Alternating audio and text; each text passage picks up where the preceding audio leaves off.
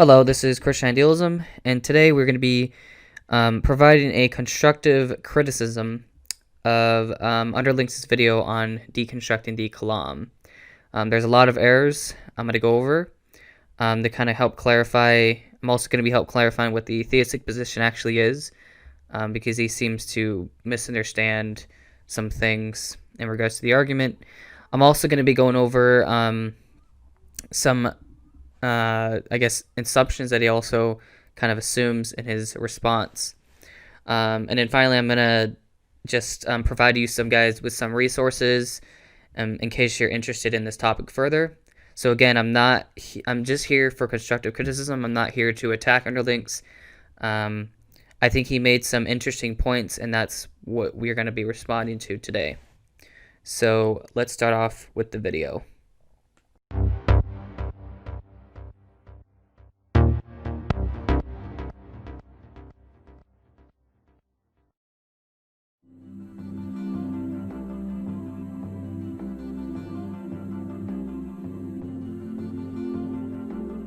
Theists attempting to provide a rational justification for their beliefs often turn to one of the cosmological arguments that use certain observations about our universe and logic in an attempt to conclude the existence of a unique being they call God. The arguments are nothing new, but in recent years one version, called the Kalam cosmological argument, has gained popularity, especially among Christians. The wording of the argument can vary somewhat, but it basically posits the following points. Everything that begins to exist has a cause of its existence. The universe began to exist. Therefore, the universe has a cause of its existence.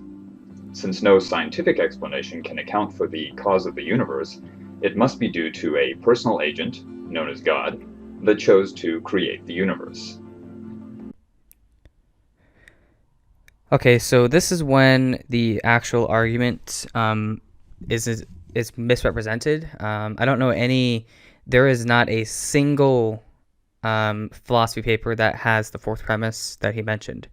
I don't know where he got that from. I think he just made it up because literally there's not a single philosophy paper, scientific paper that ever says that because science can't explain it, then therefore it was God. That is not the argument. That's just an argument from ignorance. So, and that's not what Craig argues. If you read his stuff, if you read his literature, that's just not true at all. So it's not an argument from ignorance, right? And I think I'm going to get more into this later, but this is where he starts to really misrepresent the argument, and this is where it becomes obvious that he hasn't really looked into the literature on this, right? Again, I'll recommend resources near the end, but for now, this is starting off really bad because the fourth premise that he mentioned, that's just not true. There's nowhere in the philosophy literature that ever says that, oh, because there's no scientific explanation, and therefore it has to be God. That's just nonsense. So that's the first error, is that it's just not mentioned anywhere. So anyways, let's continue. A possible naturalistic counter to this argument is that perhaps the universe oscillates, expanding and collapsing in an infinite series of events with no beginning, and thus it never began to exist. Since the point of a cosmological argument is to provide justification for believing in the existence of God, theists often add a few more conditions to eliminate this naturalistic explanation. An actual infinite cannot exist. A beginningless temporal series of events is an actual infinite. Therefore, a beginningless temporal series of events cannot exist. These conditions also help counter the question that naturally arises: what created God? If the answer to that is some greater God created God, that leads to the question, what created that God, and so on into infinity. So the theist response is that God never began to exist. Instead, he has always existed as an uncaused, beginningless, timeless, spaceless, changeless, eternal, and immaterial being who must be all-powerful, all-knowing, all-present, all-loving, perfectly moral, and perfectly benevolent. If you're a theist, this argument may sound highly persuasive. Okay, so I want to point out that I'm actually theist, but I don't find the Kalam very persuasive, at least not Craig's version. If you want to understand why, I'm going to link you guys to a video made by Elephant Philosophy, and he goes over some of the better responses to the Kalam. And more specifically, the Kalam that Craig uses relies on a theory of time, which I don't accept. So for that reason, I don't actually accept Craig's version of the Kalam. There are other versions of the Kalam that I do accept, but again, we're just focusing on Craig's version right now, so I'm not going to go over those other versions. But Craig's version I wouldn't find persuasive because it relies on a theory of time, which I don't accept. So for that reason, again, I'll leave you a link in the description for, I think, what are better responses to the Kalam. But no, I actually, a lot of theists don't find it persuasive for various reasons. But anyways, let's continue with the video. But all you have to do is analyze each claim in turn to see that the entire argument is founded on fallacies and factual errors. Let's begin with the first premise. Everything that begins to exist has a cause of its existence. Some theists claim this premise is intuitively obvious and needs no further justification. After all, everything we've ever seen begin to exist appears to do so through some cause. Setting aside the fact that many people disagree that such a claim is intuitively obvious, this argument is nothing more than an appeal to intuition fallacy, because intuition is not an indicator of truth. One simply has to look at how the sun and moon apparently move across the sky while the Earth seems to stand perfectly still in order to see how intuition can lead one to a conclusion that's the exact opposite of reality.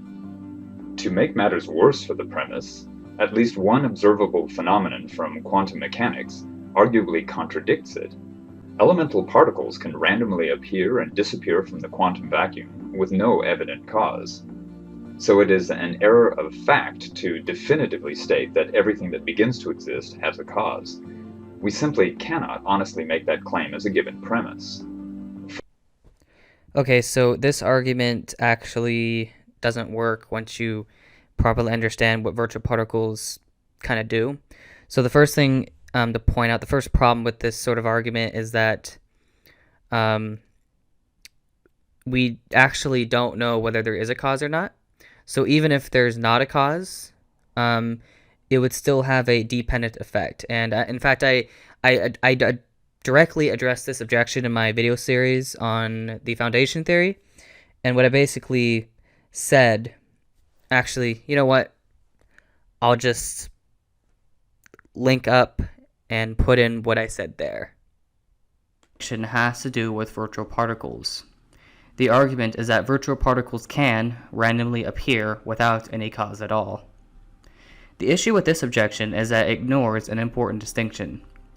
We can talk about two types of effects: demanded effects and dependent effects. So, while all effects are dependent, not all effects are demanded. Virtual particles may not be demanded by prior states, but it is not followed that these particles do not depend on prior states. And so, demand is different from dependence. When a particle spontaneously appears, or an atom spontaneously decays, nothing is demanding that these precise events would happen. However, it would be a mistake to infer that these events emerge from nothing. Furthermore, when physicists talk about these events, they are not talking as if the particles came from nothing. Rather, they say that the particle came from a wave function. The existence of a spontaneous, undemanded particle is what we would expect if the foundation is necessary. The foundation is capable of producing spontaneous effects like virtual particles. Like if we picture an eternal star that eternally produces light, the star and its effects are both eternal. If the foundation were like an eternal star that demands all its effects, then all its effects would otherwise be necessary and eternal, yet not everything is necessarily eternal. So the result is that the foundation does not demand all its effects, and this would imply that the foundation can produce some spontaneous effects. This also fits well with the principle of actuality. The principle is simply that mere potentials cannot become actual without something to actualize them. However, this principle leaves open about how an actualizer will actualize its effects. and so this objection fails. Furthermore, everything we observe seemingly beginning to exist has actually already existed before in some prior configuration. To quote Carl Sagan, we are made of star stuff. Even our very thoughts are constructed of matter and energy that began to exist billions of years ago with the Big Bang, and acquired their current configuration after countless interactions since then. Ultimately, the only things that can truly be said to have begun to exist are the conditions at the beginning of the universe, which have no evident cause for their existence. So a much more accurate restatement of the first premise would be, nothing that ultimately begins to exist has any evident cause of its existence. As is the case with claims based on intuition, reality often turns out to be the complete opposite. Premise 2. The universe began to exist. This premise hinges on what's actually meant by the universe in this context. If it refers strictly to our universe, the time, space, matter, and energy that expanded from the Big Bang 13.7 billion years ago, then yes, you can indeed say the universe began to exist. But what if the universe includes more than just us? Parallel universes are a predicted consequence of quantum mechanics and other theories in physics. Supporters of the cosmological argument who follow the Abrahamic religions claim a single God created everything that exists. So in this context, I suspect the universe actually refers to the totality of existence, which I'll refer to as the metaverse to avoid confusion. Well, yes, in a way. However, I wouldn't say that the totality of all existence began to exist, because that would be a contradiction, right? So there can't be something outside of all existence, right? By definition, there can't be outside of something in all existence. So technically speaking, there's nothing outside of existence that can cause existence. And if that's the case, well, then there must be something within existence that kind of serves as the foundation. And in fact, that's the argument that I used in my video series on the foundation theory. That the first video I did on that series, introduction, I made the argument that there has to be some necessary foundation for reality, right? So even if reality is infinite, even if it's finite, whatever, it doesn't matter. You're still going to have some like necessary foundation for everything. Now, I know that the Kalam doesn't argue for that. I'm the one that argued for it in my video. But I just want to point this out, that I would actually agree that the totality of all existence cannot have a cause, right? And so the real question is, because that's the case, because there has to be some foundation, what is the nature of that foundation, right? And that's where I think we should be talking about, rather than whether or not the multiverse or the totality of all reality began to exist, because, well, I don't think it's very helpful. But he does bring up a good point here with regards to the metaverse, but we'll get more into the sort of paradoxes that you run into when you try to say that the metaverse has like an infinite past. So basically, if you're going to say that the metaverse, that there is an infinite amount of casual series of events, they're going to run into some paradoxes. We'll get into that later, but I just want to point out here that Underlings is correct in this regard, that technically speaking, there by definition cannot be anything outside of existence. And so if there's nothing outside of existence, then the totality of all existence actually does not have a cause, right? So anyways, let's continue. And that poses a problem for the premise, because we lack sufficient evidence to claim what conditions exist beyond the boundaries of our universe. To try to do so based on what we can currently observe would be a hasty generalization fallacy, like primitive societies concluding that the universe beyond Earth must be composed mainly of gases, liquids, and solids, when in reality almost all of it is vacuum. Thus, we can't say that the metaverse began to exist. So if premise 2 is not limited to just our universe, it should be reworded to say, the metaverse may or may not have had a beginning. Some theists grant the exception of beginninglessness to God, but not to anything else, claiming that a metaverse would have to have begun to exist, whereas God did not. However, their inability to provide justification for this claim makes it a special pleading fallacy. Okay, so it's actually not special pleading if we actually do provide some reason as to why the multiverse had to have a beginning. Now, we'll get into that later with the paradoxes, but I guess a few points to point out here. So the first thing is that I would agree, I guess, more generally speaking, that we don't have any good scientific reasons to think that the metaverse has began to exist, but that's not really the point. The point is it philosophically probable or possible that the universe began to exist, or not that, or that the multiverse is eternal? And I don't know. I don't think that's the case. Again, we're going to get to that later, but for now, I just want to point out that this whole idea of special pleading, it's not special pleading if it applies. So if God is a necessary being, then he has to always exist. That's not special pleading. That's just pointing out the fact that God would be sort of the necessary foundation. Again, watch my video series on the foundation theory, because I specifically addressed this kind of thing. But yeah, so anyways, let's continue. Point 3 concludes, therefore the universe has a cause of its existence. Since premises 1 and 2 have had to be changed to fit reality, so does this conclusion. Therefore, the metaverse may or may not have a cause of its existence. Point 4 concludes, since no scientific explanation can account for the cause of the universe, it must be due to a personal agent, known as God, that chose to create the universe. This is actually the most bizarre claim made by the Kalam cosmological argument, since it doesn't logically follow even if all the previous statements were valid. It's as if the argument simply skipped a number of critical steps. It presents a God of the gaps argument, using both an error of fact and an argument from ignorance fallacy. It's preceded by no premises to establish its claim that there aren't scientific explanations for the cause of our universe. It simply asserts that there aren't and ignores the theoretical evidence that contradicts the assertion. Nor is there any premise to establish why we would be justified in claiming that a personal agent, God, created the universe. This is known as a fallacy of 4 terms. Right, Underlings. And I think the reason why that premise is very fallacious is because it's not used. Like, there's not a single philosophical paper that has ever made that premise that you just put up, right? No theist defends it. No, in fact, no atheists criticize it because it doesn't really exist in the literature. It's just made up premise that you made up, doesn't really exist in the literature.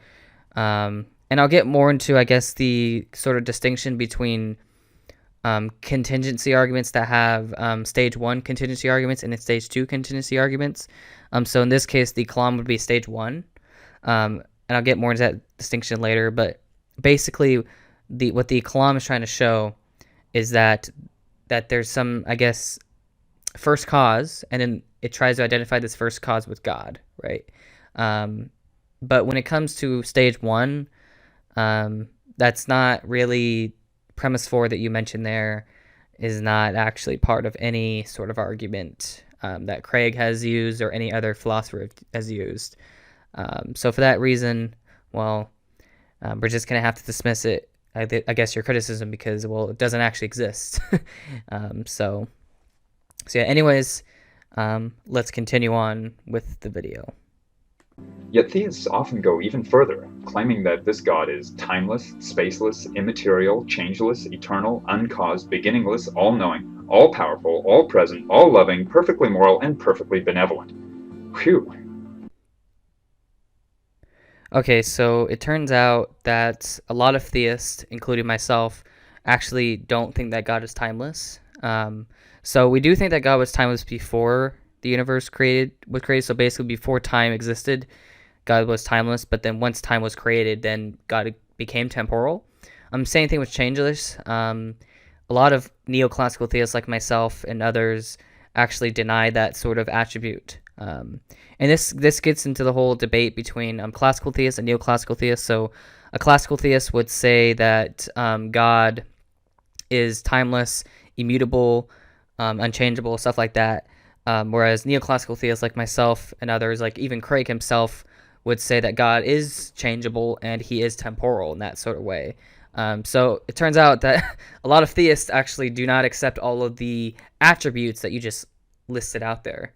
And that's going to become very important for your later criticisms, because I think there's another sort of issue that I see with this sort of arguments. But anyways, I just want to point that out, that not all theists actually accept all of the attributes, especially timelessness. Like, that is not an attribute that all theists agree on. So anyways, let's continue on with the video. When pressed, theists will often insert additional conditions which really have nothing to do with the initial premises. For example, they'll say that because our universe is so finely tuned for life, it must have been caused by an all-powerful, all-knowing God. Except that their argument is a fallacy of assumption, since it assumes that our universe is finely tuned for life. But the only place we know for certain where life can exist in this entire vast universe is on the surface of this one little planet. Even if we end up finding life on numerous planetary systems, the fact is that virtually our entire universe is filled with vacuum, intense radiation, gravity wells, and temperature extremes that are exceedingly hostile to life as we know it.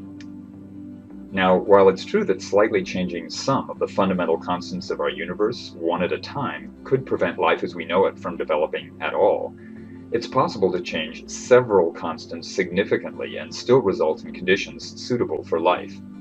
In fact, it appears that entirely eliminating one of the four fundamental forces of our universe, the weak nuclear force, could still allow the appearance of carbon-based life. Okay, so this criticism of the fine-tuning argument is actually pretty bad.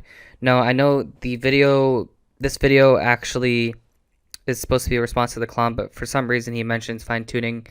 But I'll briefly kind of go over some of the issues and then continue on. So the first thing to point out is that there are multiple arguments from fine-tuning. So not all arguments from fine-tuning actually assume life, right? So for example, the cosmological constant, if any different, would make not just life impossible, but like it would make our universe impossible, right? So even if there are non-carbon based life forms or whatever, they still all depend on this cosmological constant, which would make the universe completely, well, it wouldn't exist, right? And fine-tuning does not assume that our constants are the only possible set of life permitting laws, right? So I just want to point that out, that especially the argument that Robin Collins uses in his paper on fine-tuning. I'm not going to present the argument here, but what he does argue there is that so even if there was no life at all, like in the universe anywhere, his argument would still work, because it only argues for I guess a stable universe, right? And so I just want to point that out, that not all fine-tuning arguments rely on life itself. Rather, they rely more on literally just the universe being stable to begin with, right? And so that's really the only sort of issue I have with that sort of objection to fine-tuning. Now he's going to talk about the multiverse, which what I'm going to do is I'm going to kind of play his video, and then straight after I'm going to play my video. So there won't be any intermission between his video and my video. I'm just going to go straight to it. So anyways, let's continue. Furthermore, quantum mechanics predicts the possibility of a metaverse spawning an infinite variety of universes. If that's true, then those universes would possess the entire range of possible constants, including all those capable of producing life, no matter how rare they might be. Finally, since we don't yet know the process for creating universes, for all we know, any universes spawned by a metaverse would be inherently constrained to certain constants that happen to allow for life to evolve. You can't make claims of probability based on a single sample. The sixth proposal is the multiverse hypothesis. This simply means that there are many universes, or infinitely many, and so some life may form within another universe by chance. Now, the first thing we need to note here is that the multiverse hypothesis does not compete with the foundational mind hypothesis, and the ultimate mind could produce many universes. Secondly, mere multiplication of universes does not itself explain how even one universe could have life forms. An infinite amount of car factories will never produce a turtle. Similarly, an infinite amount of universes does not automatically guarantee that any universe is suited for life. Now, one could say that there is an infinite amount of conceivable universes. If this is the case, then it predicts that we exist since we are conceivable. The problem with this hypothesis, however, is that it leads to a contradiction. We can conceive of a universe with a black hole that spans the entire blob of everything, but we can also conceive of a universe that is not itself a black hole. In other words, a multiverse would still have to be fine-tuned. We would still need a highly specific set of rules to govern the multiverse. As for why theists often conclude that God must have all these amazing characteristics, part of it is due to the fact that time, space, matter, and energy all began with the Big Bang. It necessarily follows then that God must be timeless, spaceless, and immaterial. And since he exists outside of time, he must also be changeless and eternal. The Abrahamic religions are monotheistic, which means their followers believe their God to be the only true God.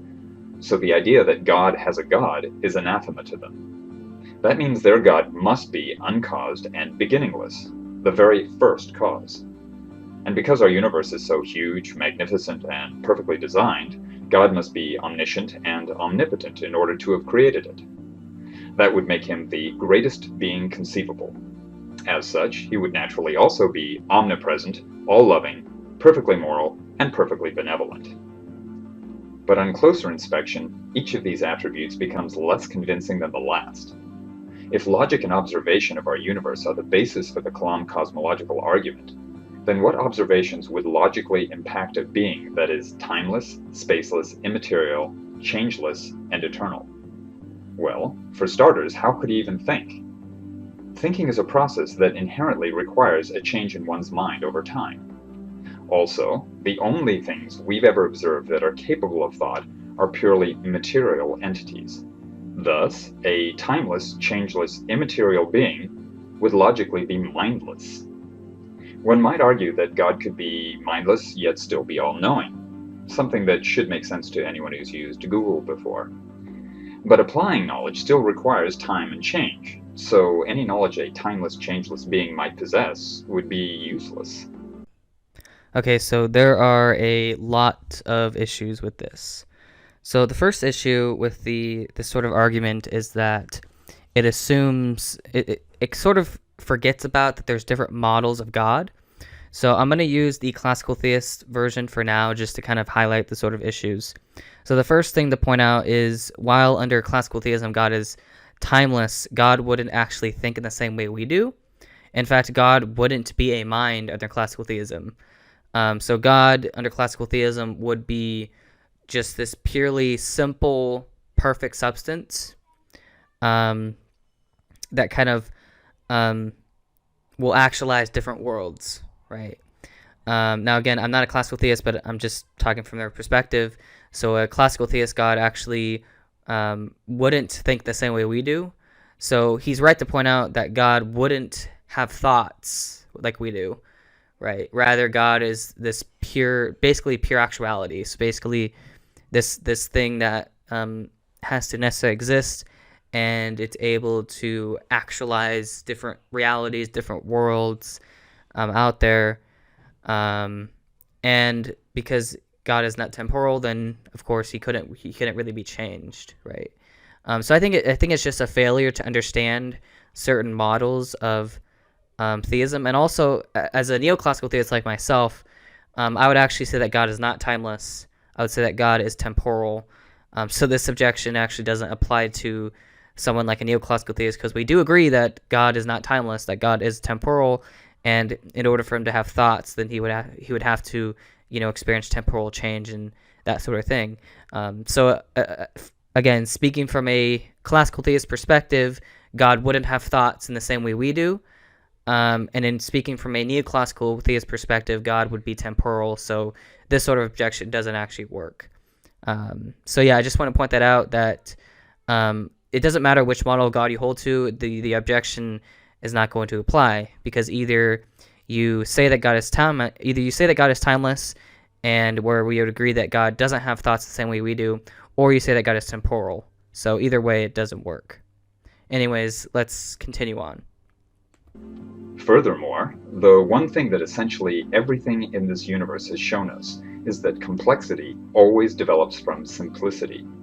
From particles to molecules to stars to life to intelligence to technology, the march towards complexity requires simpler, earlier steps. And while the complex can certainly devolve into the simple afterward, simplicity must ultimately exist before complexity. So if God is uncaused and beginningless, then does it not logically follow that he would be far too simple to possess an intelligent mind? Which is arguably the most complex thing we know of. So using logic and observations of what we know of our universe provides evidence against the possibility that God is omniscient, or even intelligent. Alright, so once again, this shows that he doesn't really understand the certain models of God. So this gets into the whole divine, divine simplicity idea. And under divine simplicity, what you would say is that God, in and of himself, is a simple, perfect being. And this could apply to classical theists, where you don't actually make any distinctions within God's nature, or a neoclassical theist like myself, where perfection is the simple root of reality, and then all of his other attributes kind of come from that perfection. So either way, I would actually agree with Underlings here that simplicity always does come prior to complexity. But that's also because I don't think God is complex. I think that God is simple, in the sense that God's fundamental nature includes this perfection that has infinite power, and from this infinite power, you'll get the power to know things, the power to do good things, and stuff like that. But basically, so yeah, I would agree that divine simplicity would point to this idea that that complexity comes from simplicity, right?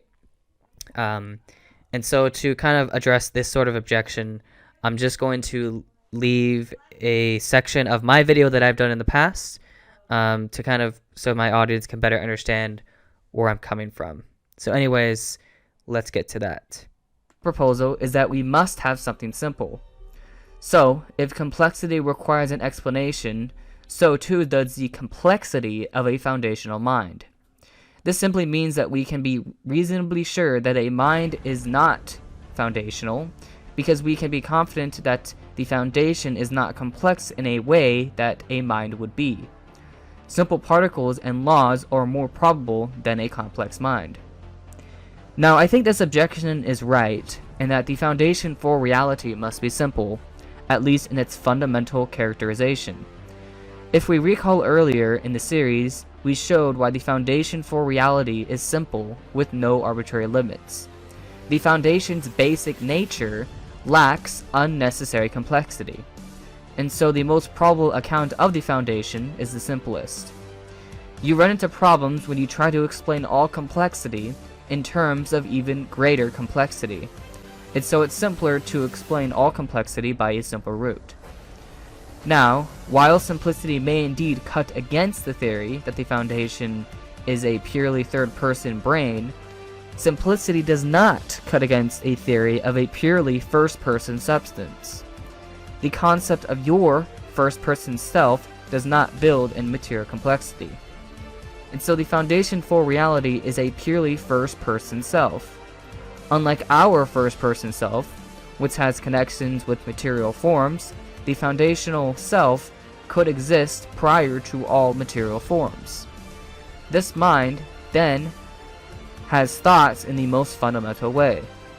The fundamental mind does not first create a law that connects its thoughts with the patterns of neurons. Rather, it simply thinks in a basic way. The inner nature of this fundamental mind would be purely simple and complete, or purely actual. And so in short, the foundation could be a purely first-person mind without arbitrary limits or unnecessary complexities.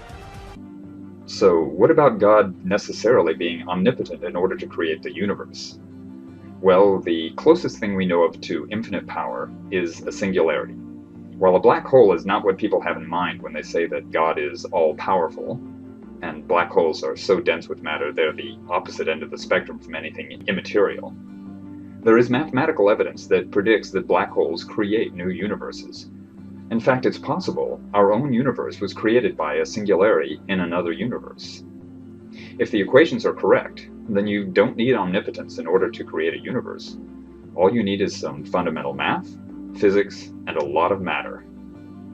But you don't even need the power of a singularity to produce a plausible explanation for the existence of our universe.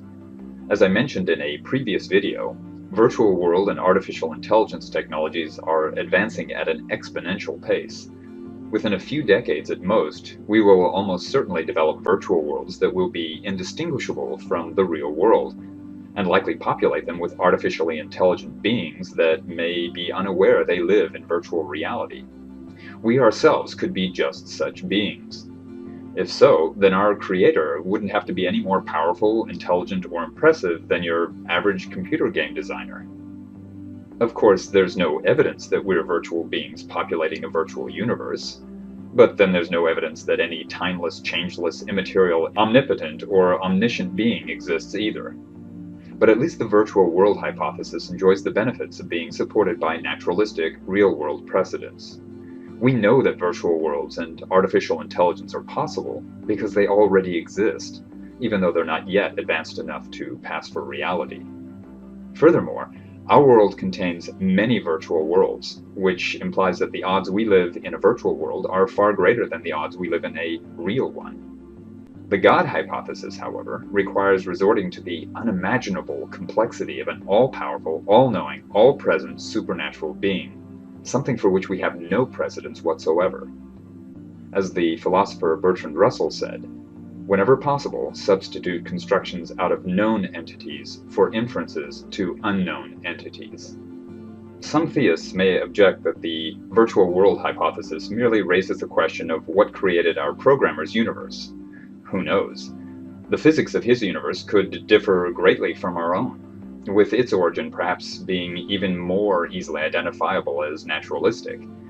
But even if his universe was created by a god, what are the chances it would be any god of our universe? Considering that most virtual worlds we've created have pantheons that do not include gods from existing religions, that suggests it's very unlikely we'd have any knowledge about the god of our programmer's universe. Nor does it make sense that as virtual beings we would be subject to any of that god's rules or participate in any afterlife. Okay, so this argument about virtual world is actually pretty irrelevant because, again, if reality as a whole, including all virtual worlds, requires there to be some sort of like first cause or whatever, then it's pretty much irrelevant whether we are actually in a virtual world or not. However, another, I guess, related note to that is there is an argument called the digital physics argument, which does actually require that we do live in some sort of simulation. And from there, then you can argue that we're basically, that basically God exists. So, again, it's fine. If you want to say we're in a virtual world, that's fine. It doesn't actually affect the Kalam, right? Because we're still arguing for a first cause. And the fact is that virtual worlds, if we do live in one, it would actually point towards a digital physics argument rather than some other sort of argument. So anyways, now I'm going to continue the video. Alright, then what about God necessarily being omnipresent, all-loving, perfectly moral, and perfectly benevolent? Well, they're all contingent on his being all-knowing, which, as mentioned earlier, would be logically impossible for a timeless, changeless being. But even without that problem, would it make sense to claim that the God of the Bible is all-loving, perfectly moral, and perfectly benevolent? First, love is an emotion, and emotions are biochemically driven responses to stimuli which guide behavior to increase an individual's ability to survive and reproduce. Emotions only make sense in the context of a being that must interact with others and live in a hazardous environment.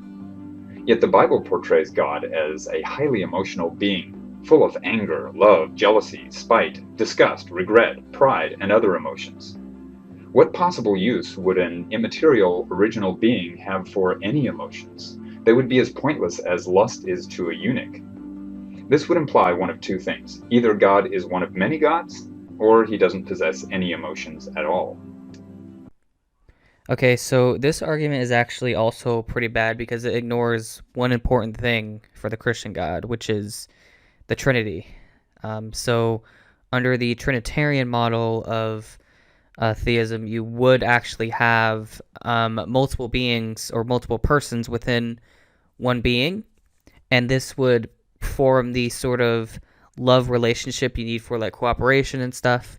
And so, because of that, well, this whole triune idea of a triune God bypasses the objection because God is not just one person that kind of just loves itself. Rather, God is a triune of beings that kind of loves each other. And so this, the Christian God at least would actually bypass this sort of objection. And another thing is, I don't think, again, speaking from a classical theist perspective, this wouldn't apply either. Because God doesn't have emotions in the same way we do. So just as God doesn't think in the same way that we do, God also doesn't have emotions in the same way that humans do. So again, that's from the classical theist perspective. Now from the neoclassical theist perspective, it's a little different, but it's a basic same concept, is that because God's temporal under neoclassical theism, then God could actually experience emotions. And in this case, well, he could experience emotions with his creation. So either way, no matter which way you take, the objection's not going to really work. So yeah. Anyways, let's continue on now. What evidence is there that God is all-loving, perfectly moral, and perfectly benevolent? Theists will sometimes claim that the fact that goodness exists means there must be a maximum goodness, which is God. But using that same logic, one can say that because evil exists, there must be a maximum evil, which is God.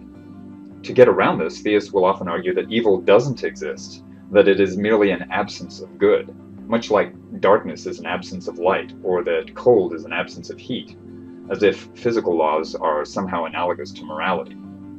However, that is merely baseless assertion, since a person who is incapable of doing good would not necessarily have to commit evil acts, but could instead behave in a neutral manner. But even if morality were analogous to physics, one could just as easily claim that good is the absence of evil. Well, there's a lot of issues with this argument as well. But instead of me explaining it in too much detail, I'm going to have Inspiring Philosophy explain it for us. Let's begin. For evil to exist, there has to be something good for an evil being to corrupt. In reality, evil is simply a bad or selfish intention of the will in order to obtain something good, something like power, pleasure, or safety. However, these things by themselves are not evil in and of themselves. It is only when someone misuses or corrupts them do they become evil. Bad cannot be bad just for the sake of being bad. One can only be bad for the sake of obtaining what is already good. So in reality, there is no such thing as maximal evil. There is only corrupted good. No matter how evil you might become, you will always be doing it in pursuit of things which are good. So there must be some base goodness for any being to be evil, and therefore, no way to be maximally evil, only corrupted good. As C.S. Lewis said, if dualism is true, then the bad power must be a being who likes badness for its own sake. But in reality, we have no experience of anyone liking badness just because it is bad. The nearest we can get to it is in cruelty.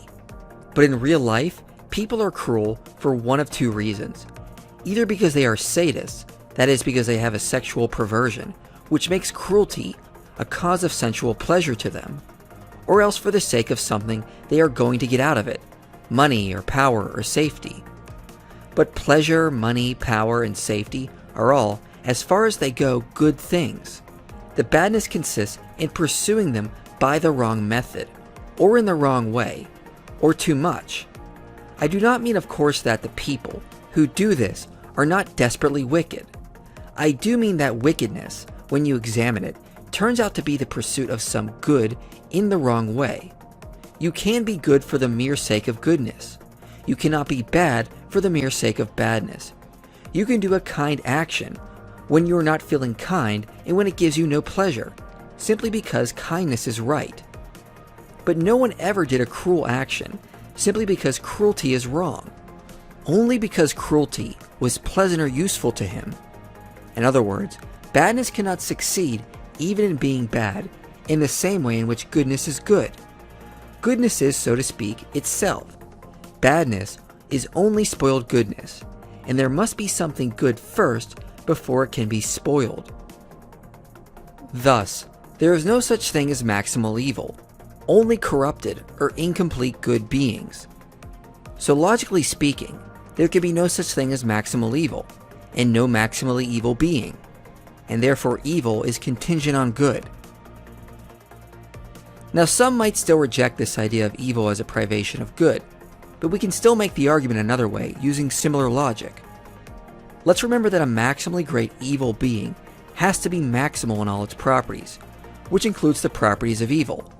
So an evil god would be maximally unjust, cruel, sadistic, selfish, and in other similar ways. Now let's focus on maximal selfishness. Here is how this argument I found runs. Premise 1. Any maximally great being in any possible world would need to have all their characteristics to the logical maximum. An evil maximally great being in any possible world would have selfishness to its maximal extent. An evil maximally great being in any possible world would not be willing to share anything at all, being maximally selfish and completely self-absorbed.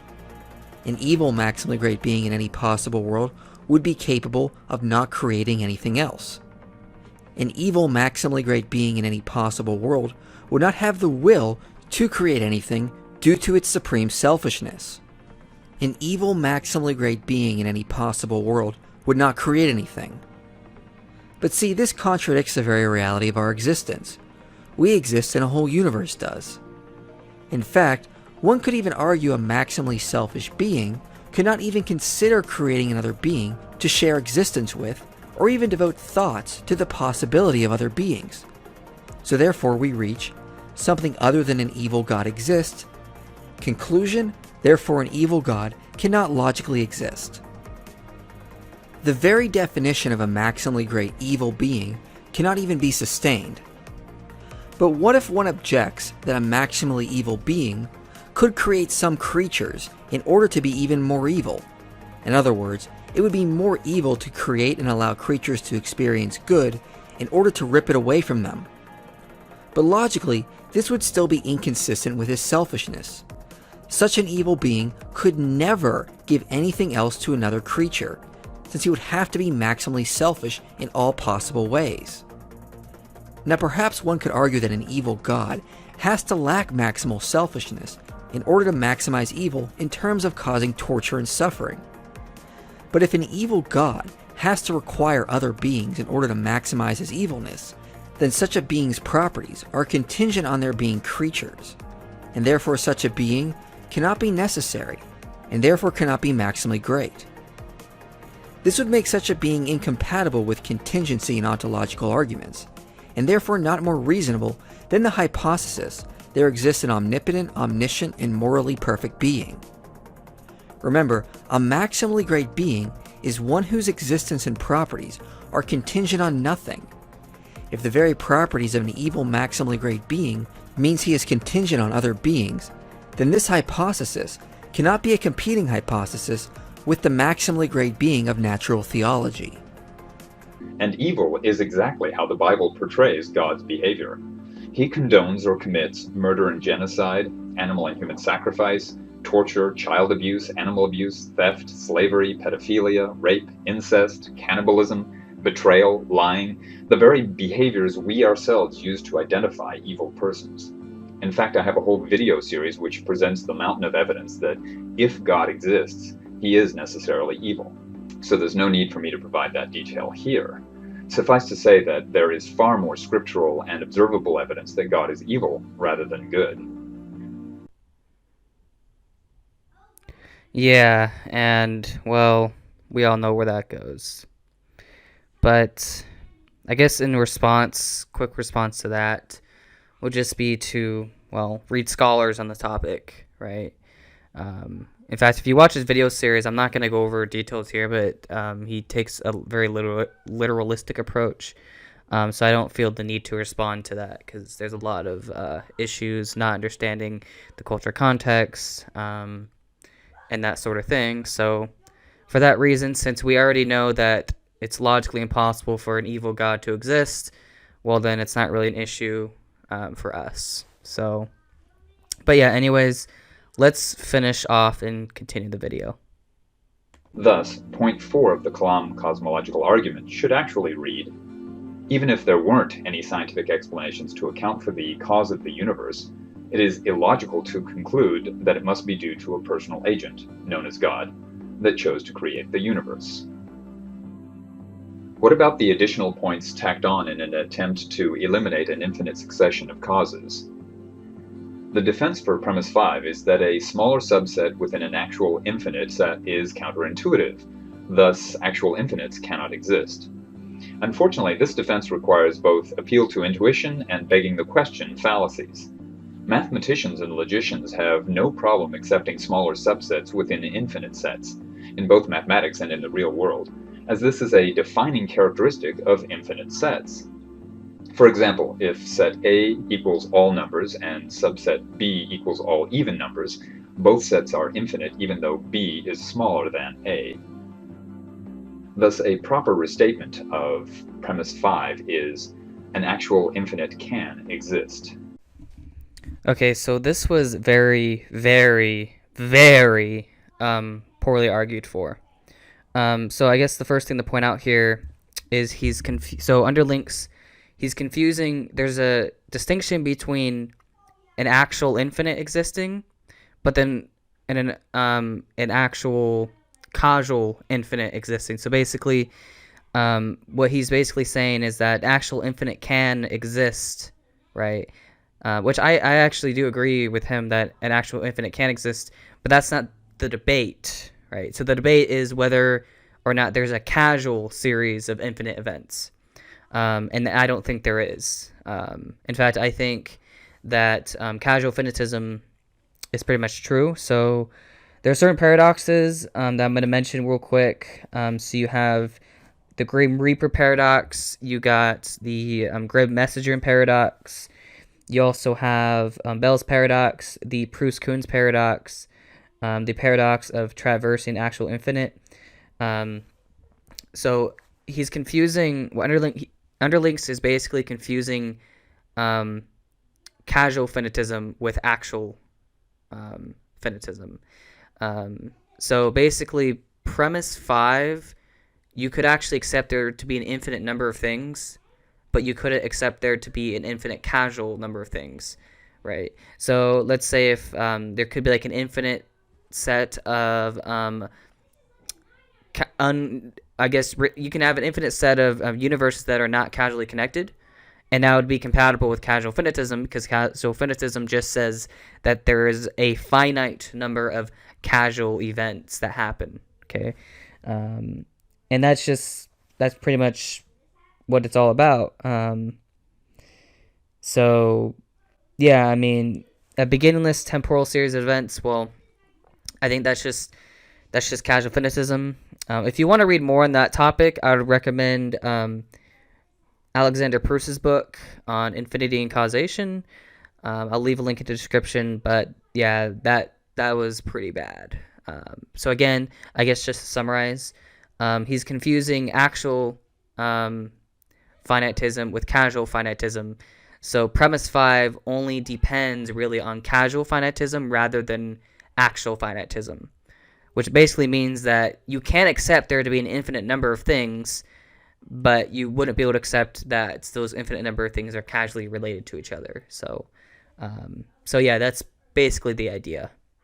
But anyways, let's continue. Mathematicians disagree on whether a successive series constitutes an actual infinite or is instead a potential infinite, although with the change to premise 5 it makes no difference either way. So a more accurate restatement of premise 6 would be, a beginningless, temporal series of events could be either an actual infinite or a potential infinite. Regardless, conclusion 7 should read, therefore, a beginningless temporal series of events can potentially exist.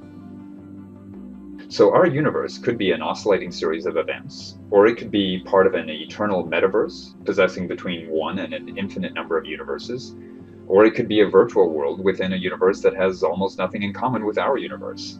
Or it could be something else. It could even be the result of a godlike entity, even though the evidence suggests otherwise. The only accurate response to the question of where our universe came from is, we don't know. However, what evidence we do have suggests a purely naturalistic explanation, and thus it is irrational to believe in a supernatural one. Okay, so once again, he has to ignore the arguments for casual finitism. And he also makes this bad distinction between natural and supernatural. If you want to see my sort of issues with that, I might do a video on that later, but you can listen to my discussion with Josh Rasmussen, as well as listen to my discussion with Tim Howard about that distinction, because I think the distinction between natural and supernatural is very bad. In fact, I'll call myself a naturalist in the strict sense, because I think that all that exists is one causal reality. So again, this whole distinction is not very helpful. At least I don't think it is. So now we're gonna get into the nitty-gritty details near the end, and he makes a lot of claims that I think are wrong, and I'll briefly go over which claims I think need more support on his side, and then we'll close out the video. But that's pretty much all I wanted to say on that. The problem with the Kalam cosmological argument is not that it makes a couple of questionable claims, but that it gets pretty much every claim wrong. This is because instead of starting with the facts and then using logic to deduce a conclusion, its proponents started with the conclusion that the God of the Bible exists, and then tried to find observations and construct logical arguments to support it. The result is a weak collection of claims that ignores equally valid observations that would result in quite different conclusions. Examples of these conveniently ignored observations include the only material entities for which we have evidence, such as physical laws, are completely powerless and mindless on their own. They can only affect the world if they are essentially used as tools by physical entities.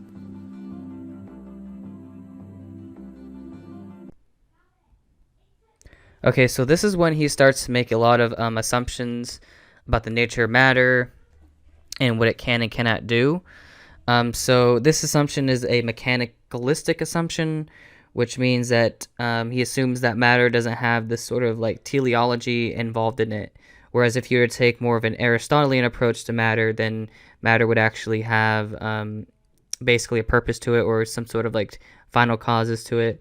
Now, I don't accept final causes, but I just want to point that out, that this whole idea of a mindless, purposeful, this purposelessness universe or whatever, that's actually that's making a philosophical assumption about the nature of matter rather than what we actually observe. So I just want to point that out. But there's other assumptions that he's going to talk about, which we'll go into right now.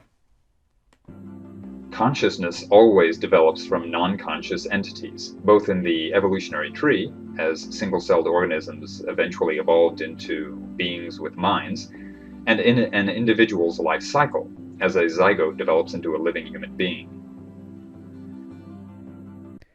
Yeah, and that assumes a physicalistic approach to the mind, which I don't accept because I'm an idealist.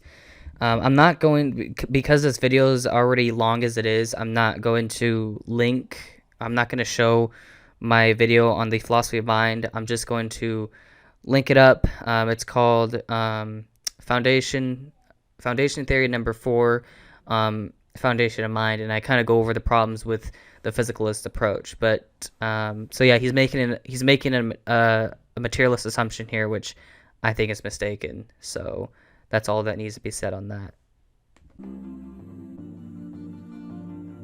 Our sensory organs, limbs, hair, and other features are a direct result of evolution selecting traits that allow us to survive and interact with the physical world.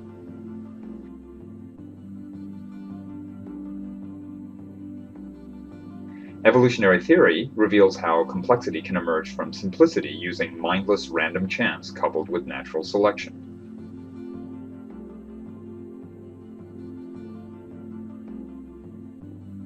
If someone wants to believe in the existence of God because it gives him comfort, that's fine, as long as he is aware that his belief is based on faith, not rational thought. But using the Kalam cosmological argument in order to give some rational justification for that belief means embracing a series of fallacies and factual errors, all supporting what amounts to little more than one big argument from ignorance. Observation and logic simply cannot provide a compelling argument for the existence of God.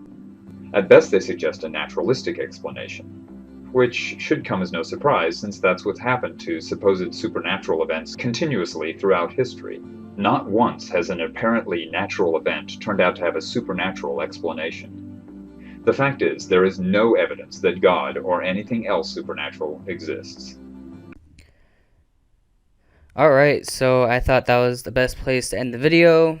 Obviously, as you guys can tell, there's a lot of problems with his video. Now, of course, I mentioned earlier that I don't actually accept the Kalam, but I think it's really uncharitable for him to say that there's no evidence. I mean, if you listen to my discussions with Josh, if you listen to my discussion with Tim, you kind of understand where I'm coming from. So I'm gonna leave you guys a link of resources, both on the theist and atheist side, near the end of this video. Kind of there.